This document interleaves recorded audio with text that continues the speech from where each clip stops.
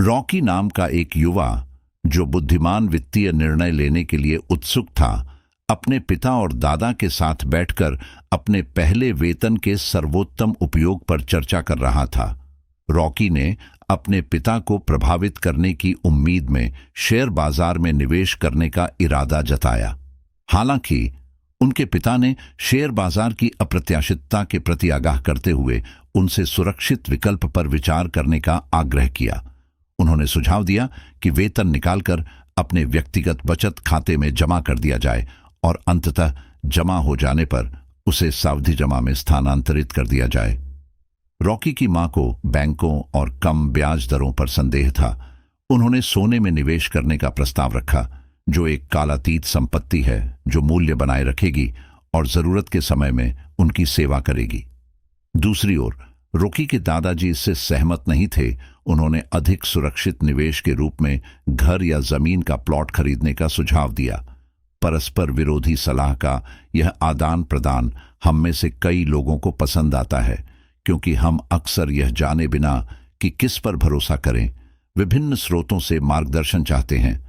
मध्यम वर्ग और गरीब परिवार विशेष रूप से वित्तीय ज्ञान की कमी से पीड़ित हैं, क्योंकि धन और सफलता के रहस्य शायद ही कभी साझा किए जाते हैं। यही कारण है कि रिच डैड पुअर डैड पुस्तक को अपार लोकप्रियता मिली है, जिसे व्यक्तिगत वित्त के क्षेत्र में एक अग्रणी संसाधन माना जाता है। आज हम इसके sequel future rich marketing lecture के ज्ञान पर गहराई से विचार करेंगे, जिसमें मूल्यवान सबक और सावधान करने वाली कहानियां दोनों शामिल हैं, जो आपकी वित्तीय स्वतंत्रता में बाधा बन सकती हैं। मेरा उद्देश्य न केवल आपको ऑडियो सारांश प्रदान करना है, बल्कि आपकी वित्तीय यात्रा में आपकी सहायता करना भी है। इस सारांश का अंतिम भाग विशेष रूप से दिलचस्प होने का वादा करता है, क्योंकि यह धन और वित्तीय स्वतंत्रता प्राप्त करने पर एक आकर्षक पाठ का खुलासा करता है। तो आइए मेरे दोस्तों, हम एक साथ इस ज्ञानवर्धक यात्रा पर निकलें। आज की दुनिया में अमीर और गरीब के बीच की खाई बढ़ती जा रही है। अमीर अधिक धन इकट्ठा कर रहे हैं, जबकि मध्यम वर्ग और गरीब तालमेल बनाए रखने के लिए संघर्ष कर रहे हैं। इस असमानता को अमीरों के पास मौजूद 3 प्रमुख कारकों के लिए जिम्मेदार ठहराया जा सकता है: शिक्षा, अनुभव, पहुंच और नकदी। कम विशेषाधिकार प्राप्त पृष्ठभूमि के लोगों के विपरीत धनी परिवारों में पैदा हुए बच्चे वित्तीय शिक्षा कक्षा में नहीं, बल्कि अपने खाने की मेज पर प्राप्त करते हैं, जहां उनके पिता अमूल्य शिक्षाएं देते हैं। जैसे जैसे वे बड़े होते हैं, ये बच्चे अपने संपन्न माता पिता के मार्गदर्शन के माध्यम से धन प्रबंधन में व्यावहारिक अनुभव प्राप्त करते हैं। इसके अलावा उन्हें पर्याप्त संपत्ति विरासत में मिलती है, जो उन्हें धन सृजन के खेल में आगे बढ़ने का मौका देती है। यह लाभप्रद स्थिति उन्हें और भी अधिक धन संचय करने की अनुमति देती है। इसके विपरीत मध्यम वर्ग और गरीब जीवन भर पैसे के लिए अथक परिश्रम करते हैं। इससे प्रश्न उठता है, अमीरों को किस प्रकार की शिक्षा प्राप्त होती है? यह 3 महत्वपूर्ण घटकों तक सिमटकर रह जाता है। सबसे पहले, अमीरों के जीवन में निवेश एक महत्वपूर्ण भूमिका निभाता है। वे अपने धन का एक महत्वपूर्ण हिस्सा सार्वजनिक या निजी कंपनियों जैसे विभिन्न निवेश मार्गों में आवंटित करते हैं। शेयर बाजार को अपने पैसे को बढ़ाने के साधन के रूप में उपयोग करते हैं। दूसरे, अमीर कर देनदारियों को कम करने के लिए रणनीतिक रूप से अपने वित्त का प्रबंधन करते हैं। हालांकि यह आप में से कई लोगों के लिए चिंता का विषय नहीं हो सकता है, जो अभी शुरुआत कर रहे हैं। जैसे जैसे आपकी आय बढ़ती है, करों की जटिलताओं को समझना अमूल्य साबित हो सकता है। अंत में, अपने आप को समान विचारधारा वाले व्यक्तियों के साथ घेरना आवश्यक है, जो वित्तीय सफलता के लिए आपकी आकांक्षाओं को साझा करते हैं। जिन लोगों ने धन अर्जित किया है, उनके साथ नेटवर्किंग और संबंध बनाना अमूल्य अंतर्दृष्टि और विकास के अवसर प्रदान कर सकता है। फ्यूचर रिच मार्केटिंग लेक्चर के पाठों को आत्मसात करके आप सही निर्णय लेने और व्यक्तिगत वित्त की जटिल दुनिया को नेविगेट करने के ज्ञान से सुसज्जित होंगे। इसके विपरीत लेखक अच्छे ऋण की अवधारणा का परिचय देता है, जिसमें ऐसे ऋण शामिल हैं जो रिटर्न उत्पन्न करते हैं। लेखक के अनुसार संपत्ति वह चीज है जो आपकी जेब में पैसा डालती है, जबकि देनदारी वह है जो आपके वित्त को खत्म कर देती है। लेखक टेंडम आय या प्रेत आय पर एक मूल्यवान सबक प्रदान करता है, जो न तो सक्रिय आय और न ही निष्क्रिय आय के अंतर्गत आता है। आय का यह अनूठा स्रोत उन निवेशों से प्राप्त होता है जो रिटर्न देते हैं। निम्नलिखित परिदृश्य पर विचार करें। आपके पास 1 करोड़ रुपए हैं और आप 1 करोड़ रुपए मूल्य की संपत्तियों में निवेश करने का इरादा रखते हैं। जबकि आपके पास संपत्तियों को एकमुश्त खरीदने और पहले महीने से किराए की आय उत्पन्न करने का विकल्प है, लेखक इस दृष्टिकोण के खिलाफ सलाह देते हैं। इसके बजाय लेखक बैंक ऋण के माध्यम से संपत्तियों को प्राप्त करने, 20% या 20 लाख रुपये का अग्रिम भुगतान करने और शेष 80 लाख रुपये को 5 अलग अलग संपत्तियों में निवेश करने का सुझाव देता है। यह रणनीतिक पैंतरेबाजी आपको कई संपत्तियों से किराए की आय से लाभ उठाने में सक्षम बनाती है, अंततः आपके नकदी प्रवाह को बढ़ाती है। इसके अलावा ऋण की अवधारणा को 2 श्रेणियों में विभाजित किया गया है, अच्छा ऋण और बुरा ऋण। मुझे एक संबंधित परिदृश्य के माध्यम से इस अंतर को स्पष्ट करने की अनुमति दें। कल्पना करें कि आप किसी बाजार में घूम रहे हैं और आपको 6,000 रुपये की कीमत वाले जूतों की एक शानदार जोड़ी मिल गई है। आपके बैंक खाते में पर्याप्त धनराशि न होने के बावजूद आपके पास एक क्रेडिट कार्ड है जो आपात स्थिति के लिए है। आप तर्क देते हैं कि जूते आजमाने से कोई नुकसान नहीं होगा, इस बात से अनजान कि अंततः आपको उन्हें खरीदना ही पड़ेगा। इस उदाहरण में क्रेडिट कार्ड बुरे ऋण का प्रतीक बन जाता है, क्योंकि खरीदारी अनावश्यक और आवेगपूर्ण थी। क्रेडिट कार्ड के बिना आपने वित्तीय समझदारी बरती होगी और पैसे खर्च करने से परहेज किया होगा। यह व्यवहार एक हानिकारक आदत में विकसित हो सकता है, जिससे हर महीने आपका वेतन आने से पहले ही खत्म हो सकता है। क्रेडिट कार्ड बिलों का तुरंत भुगतान न करने पर ब्याज और शुल्क जमा होने लगता है, जिससे आपकी वित्तीय परेशानियां बढ़ जाती हैं। आइए हम एक साथ एक परिवर्तनकारी यात्रा पर निकलें, जहां हम वित्तीय स्वतंत्रता प्राप्त करने के रहस्य को उजागर करेंगे।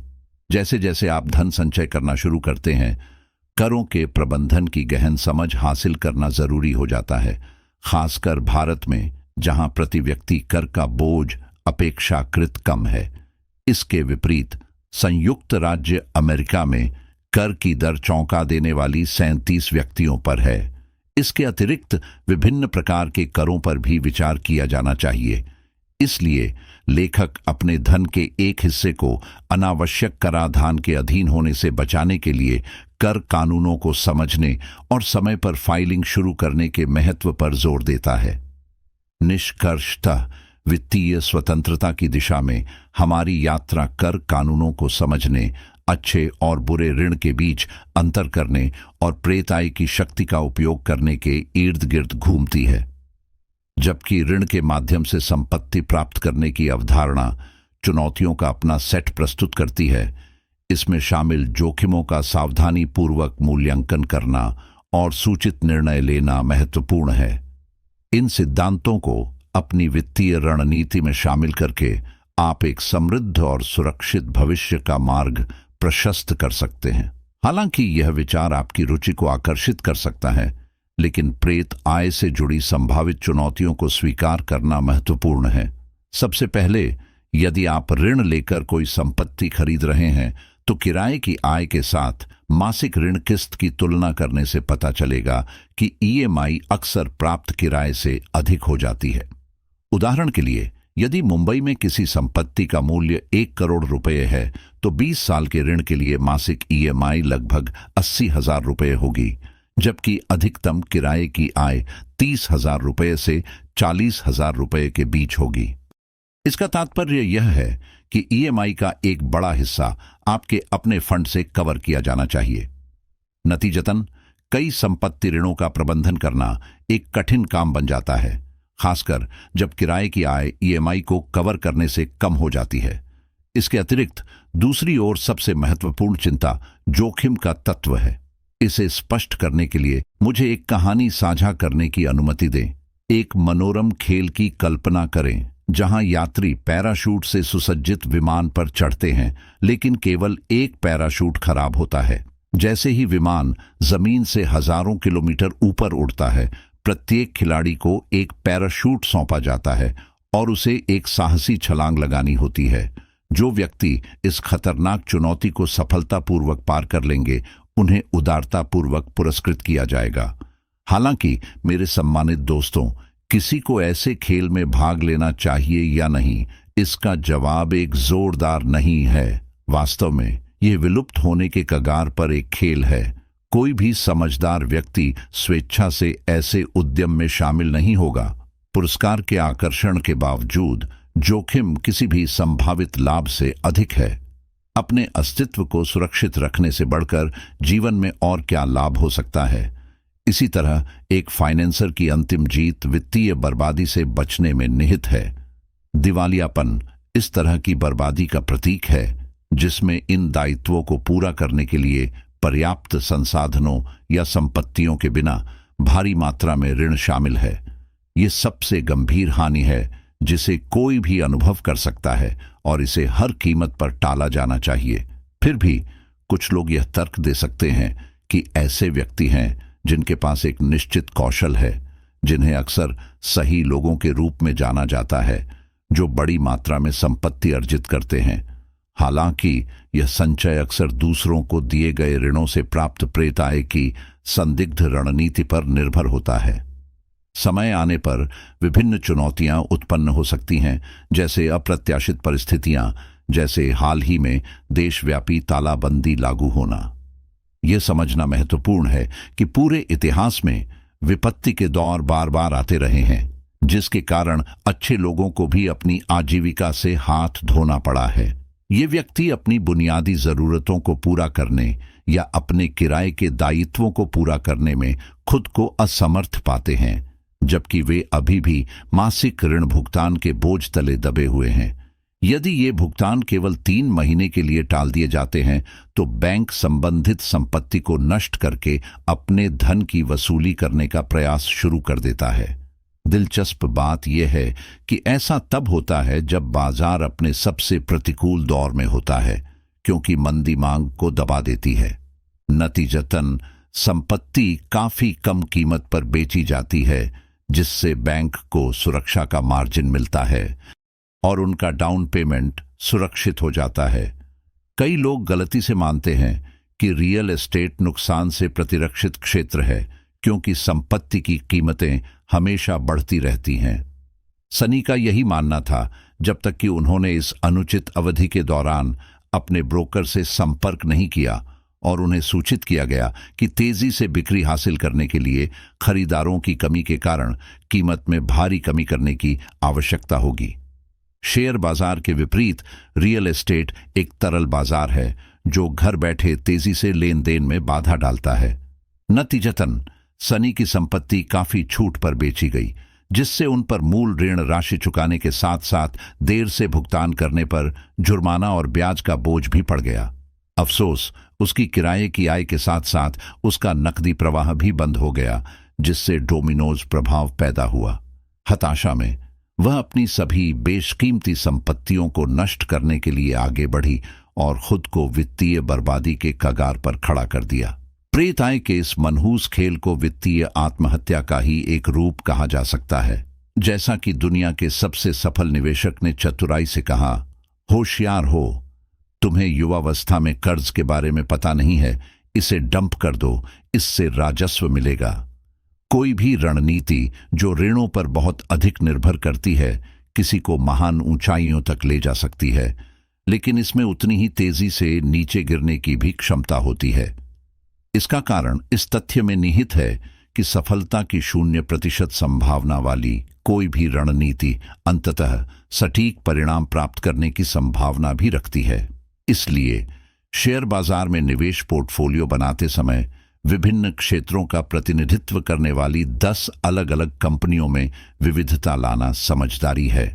ऐसा करने से भले ही इनमें से कुछ कंपनियां चुनौतीपूर्ण समय के दौरान लड़खड़ा जाती हैं, शेष कंपनियां सहन कर सकती हैं, अंततः लंबी अवधि में समग्र पोर्टफोलियो के संतुलन को बहाल कर सकती हैं। नतीजतन किसी कंपनी का चयन करते समय उसके ऋण से इक्विटी अनुपात का सावधानीपूर्वक मूल्यांकन करना अनिवार्य है। इसके अलावा मुख्य निवेश अधिकारी की प्रतिभा के बावजूद वे हमेशा अत्यधिक कर्ज के प्रति स्वस्थ घृणा बनाए रखते हैं।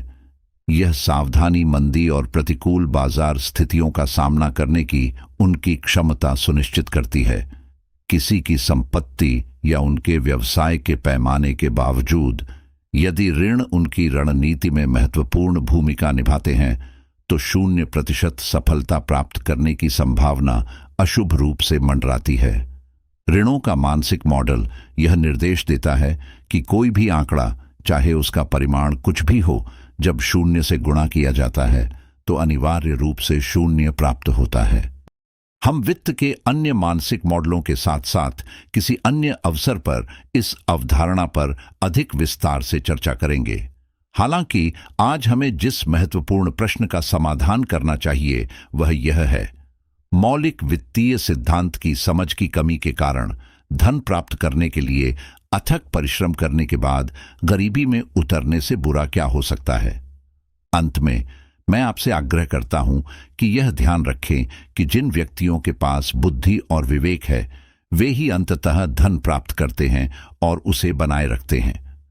वे अतिरिक्त संपत्तियों को हासिल करने के लिए चतुराई से ऋण का लाभ उठाकर ऐसा करते हैं, ठीक उसी तरह जैसे कोई मूल्यवान उत्पाद बनाकर या अमूल्य सेवा प्रदान करके कंपनी की सेवाएं स्थापित करता है। यह मूल्य संक्षेप में आपकी वित्तीय सफलता का सार बन जाता है, यह सुनिश्चित करते हुए कि आपका निवल मूल्य और निवेश पोर्टफोलियो समय के साथ आर्थिक मंदी के प्रति अप्रभावी बना रहता है। यह अटूट ताकत आपको मौद्रिक मामलों के बारे में किसी भी चिंता से राहत देकर जीवन भर वित्तीय सुरक्षा का आनंद लेने की स्वतंत्रता देती है। मैं इस ऑडियो सारांश पर आपकी प्रतिक्रिया का अनुरोध करता हूं और आपको नवीनतम सामग्री के लिए हमारे YouTube चैनल की सदस्यता लेने के लिए प्रोत्साहित करता हूं। आपका समय और ध्यान अत्यधिक सराहनीय है।